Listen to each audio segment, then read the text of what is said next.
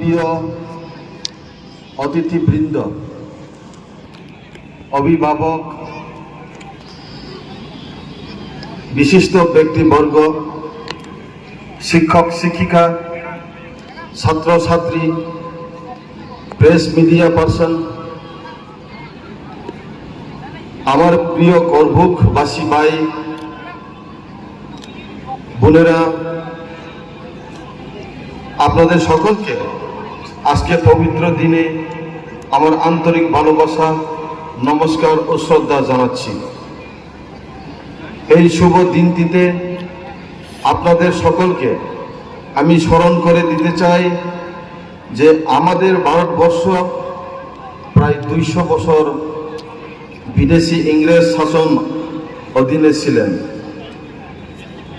এই বিদেশি ইংরেজ শাসনের সময়ে বিদেশি শাসকরা আমাদের ভারতবাসীদের উপর নানাভাবে অকথ্য অত্যাচার ও নিপীড়ন চালাতো। ফলে এই অত্যাচার ও নিপীড়নের বিরুদ্ধে ভারতবাসীরা সোচ্চার হন ও স্বাধীনতার জন্য বিভিন্ন আন্দোলন ও সংগ্রামের মাধ্যমে স্বাধীনতা অর্জন করেন।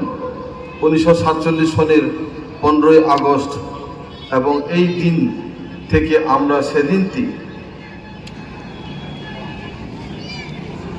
স্বাধীনতা দিবস হিসেবে পালন করি। আজ আমরা গর্ব ও শ্রদ্ধার সঙ্গে ভারতের 79তম স্বাধীনতা দিবস উদযাপন করছি। এই পবিত্র দিনে আমি সর্বপ্রথম সকল স্বাধীনতা সংগ্রামী, শহীদ এবং বীর সন্তানদের প্রতি গভীর শ্রদ্ধা জ্ঞাপন করছি। তাদের ত্যাগ ও সাহসের ফলে আমরা আজ একটি স্বাধীন দেশে মাথা উঁচু করে দাঁড়িয়ে আছি। স্বাধীনতা শুধু একটি শব্দ নয়, এটি আমাদের অস্তিত্ব, আমাদের অধিকার এবং আমাদের গর্বের প্রতীক। কিন্তু এই স্বাধীনতার সঙ্গে সঙ্গে আছে দায়িত্ব। আমরা সবাই মিলে আমাদের দেশ, আমাদের রাজ্য এবং আমাদের গর্বকের উন্নতির পথে এগিয়ে নিয়ে যাওয়ার শপথ নেব। আজকের এই দিনে আমি আমাদের তরুণ প্রজন্মকে আহ্বান জানাই, আপনারা শিক্ষায় এবং শৃঙ্খলায় এবং নৈতিকতায় সমৃদ্ধ হন।